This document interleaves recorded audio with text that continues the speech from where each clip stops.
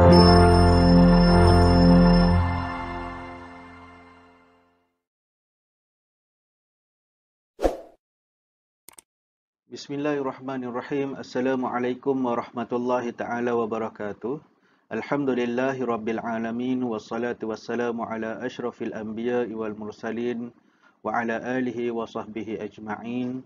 Qala rabbi shrah li sadri wa yassir li amri wahlul 'uqdatam min lisani yafqahu qawli. Subhanaka la ilma lana illa ma 'allamtana innaka antas samiul alim wa la haula wa la quwwata illa billahil aliyyil azim.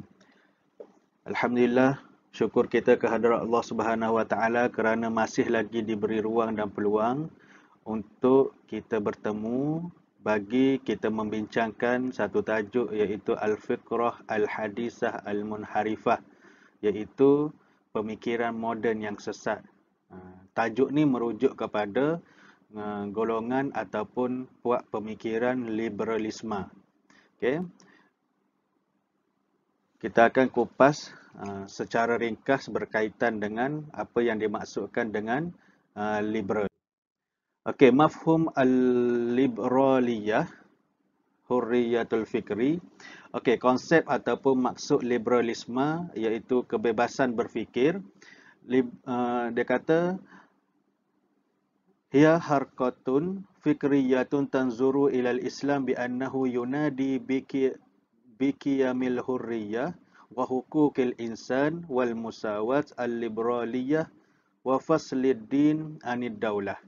Iaitu liberalisme ialah satu gerakan kebebasan berfikir yang lari daripada kacamata Islam, yang mana ianya menyokong nilai-nilai kebebasan,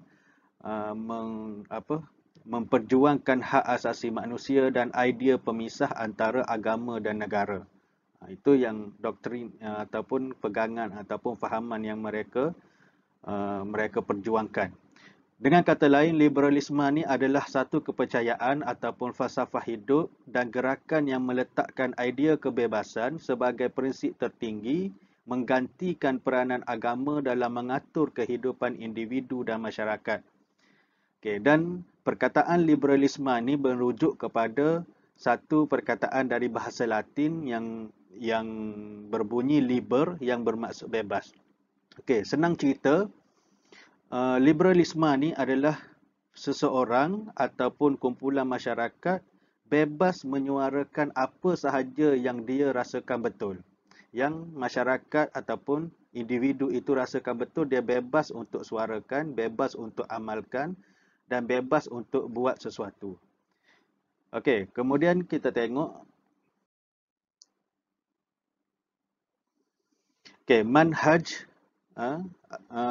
manhaj liberaliyah harqatul fikri.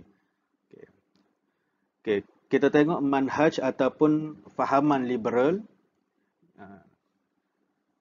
iaitu yang mana mereka ini memperjuangkan kebebasan berfikir. Apa yang mereka perjuangkan ataupun apa yang mereka cuba bawa. Okey, apa pendapat mereka, iaitu yang pertama al-hurriyatul mutlaqah, kebebasan mutlak.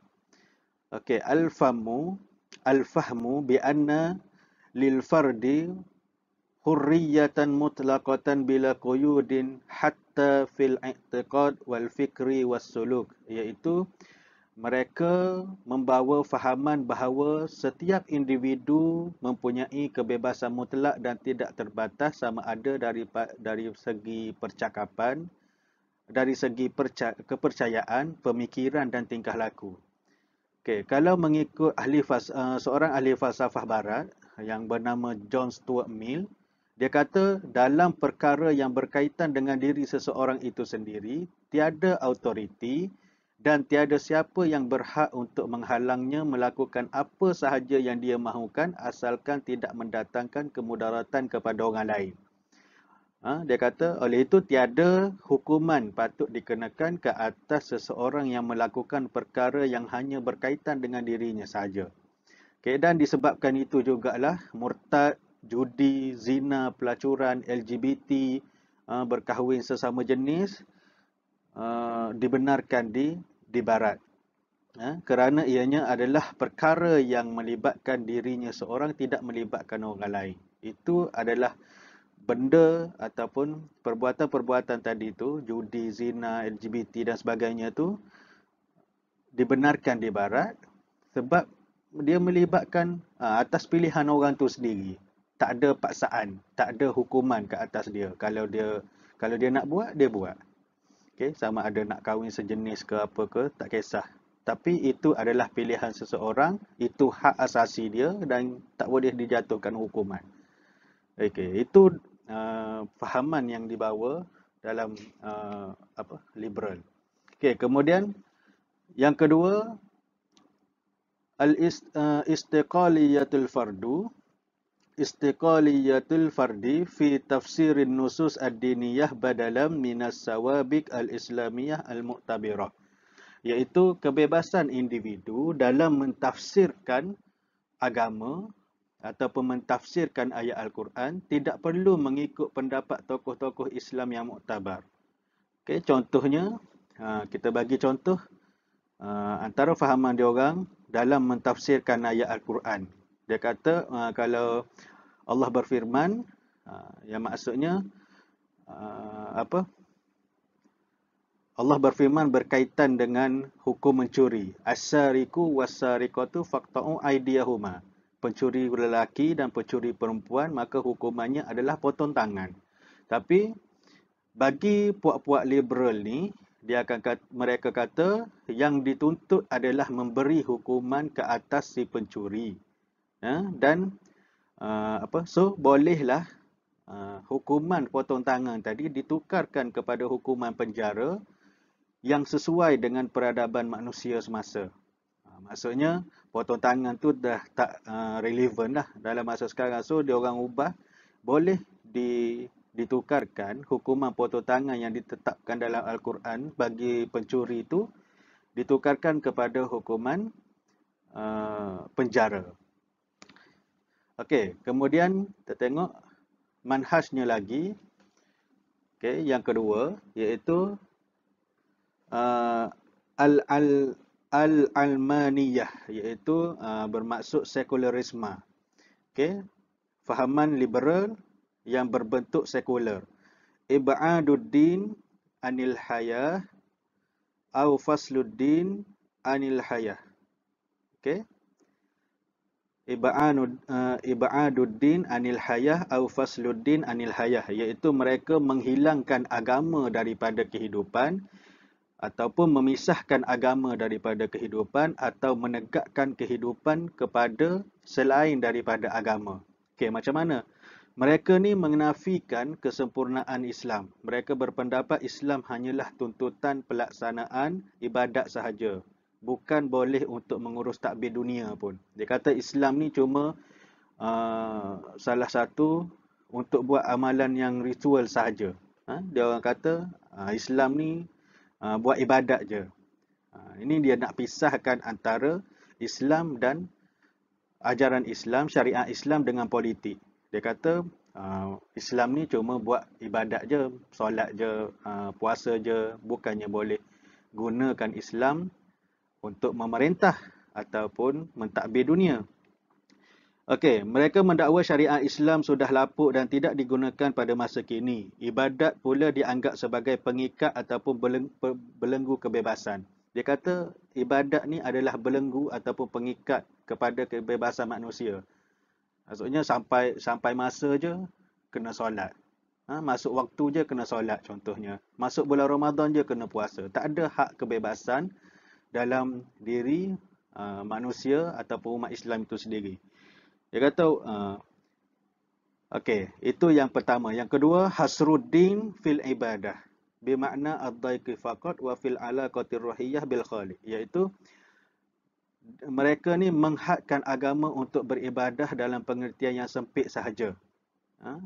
Dia kata agama ni adalah untuk beribadat semata-mata. Dia faham agama ni dalam konteks yang sangat sempit. Padahal Nabi ajar macam-macam.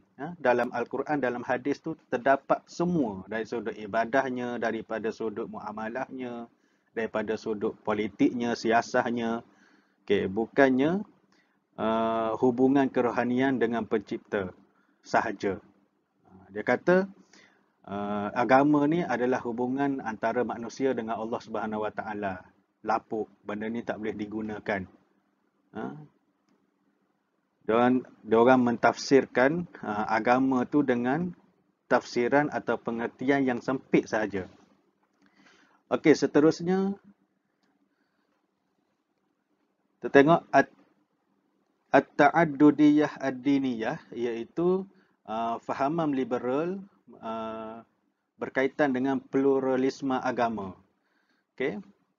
Yang pertama, ta'kidu ala kullul adyan ta'birat an-nasbiyah mukhtalifah lil haqiqah al-mawaraiyah mutlaqah wahidah. Mereka mengatakan bahawa semua agama dinisbahkan kepada satu, iaitu semua agama ni sama. Sebab apa? Sebab semua agama memperjuangkan Tuhan yang satu. Okay, so dia kata semua agama ni adalah sama. Buddha, semua agama boleh diterima. Buddha boleh diterima, Kristian boleh diterima, Islam boleh diterima sebab doktrin yang diperjuangkan adalah perkara yang sama. Mengesakan Tuhan. Dia kata. Okey, dan yang kedua, rafdul i'tiqadi bi anna al-Islam huwa ad-din al-wahid 'ala al-haqqi. Mereka juga menolak dakwaan bahawa Islam adalah satu-satunya agama yang benar.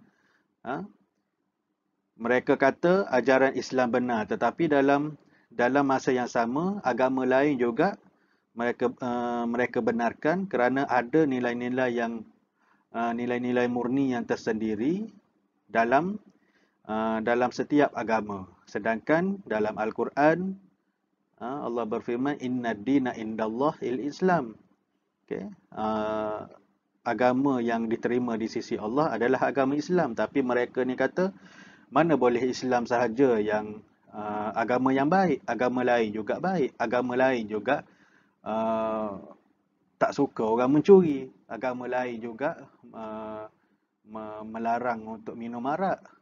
So dia kata semua agama ni sama je, tak ada beza. Okey. Seterusnya, kita tengok kepada asarul fikrah al-librariyah wa akhtariha 'alal muslimin, iaitu kesan fahaman liberal dan bahayanya terhadap orang Islam. Okey, yang pertama daripada sudut akidah. Okey, daripada sudut akidah kita tengok at-tashkiku fil akidah as-sahihah wa za'atu as-siqqatu biha, iaitu daripada segi akidah, bahaya fahaman liberal ni adalah dia boleh menerapkan keraguan terhadap akidah yang sebenar dan menjejaskan keyakinan umat Islam kepada akidah yang betul. Okay, itu bahaya liberal. Sebab kalau orang yang tak kuat imannya, mesti dia akan terima dengan fahaman yang dibawa oleh liberal. Kan, kebebasan. Kalau tambah-tambah kalau orang yang tak nak melakukan ibadah, yang malas melakukan ibadah, dia akan terima. Betul lah. Mana boleh agama paksa kita untuk turut, untuk ikut. Masa waktu kena solat dan sebagainya. So, kalau kita terpengaruh dengan ajaran liberal ni, kita pun akan terimalah fahaman yang dia orang bawa. Okey. Daripada sudut akidah. Kemudian yang kedua, daripada sudut akhlak ataupun tarbiyah, moral. Dia sebut antariqul inhilal wa tafassukhi al-akhlaqi. Ya, ia merupakan satu jalan, liberal ni adalah satu jalan untuk cenderung kepada kerosakan akhlak dan moral. Okey, kalau contohnya kalau kita cenderung ataupun kita sokong untuk membuat fahaman kita ni, kita menerima fahaman liberal, maka dia akan merosakkan akhlak dan moral. Mana taknya yang macam yang kita cakap tadi itulah, terima LGBT, kita menerima perkahwinan sesama jenis, dan itu perkara-perkara yang merosakkan akhlak. Okey, kemudian daripada sudut yang terakhir dah ni. Okey, daripada sudut politik, iaitu siasat. Iqta'u syar'iyyah anil hukmi wa azluha anil hayah, iaitu mereka menjauhkan ataupun memisahkan politik daripada pensyariatan. Maksudnya, dia kata politik asing, agama asing. Politik suku, agama suku. Politik lain, agama lain. Dan yang tak ada hubung kait di antara keduanya. Maksudnya dia kata tak ada hubung kait antara politik dan agama. Okey, itu fahaman yang diorang terapkan. Sedangkan kalau kita lihat secara logiknya, Nabi ajar kita berkaitan dengan kalau kita kata sekecil-kecil perkara nak masuk tandas pun Nabi ajar. Takkanlah cara urus takbir negara Nabi tak ajar. Sedangkan kalau kita tengok, kita singkat balik kisah-kisah sirah, macam mana terjadinya, macam mana Nabi menubuhkan sebuah negara selepas berlakunya peristiwa hijrah dan sebagainya. Itu ajaran Nabi terhadap politik lah. Macam mana Nabi berpolitik, macam mana Nabi mentadbir sebuah negara. Tapi dia orang kata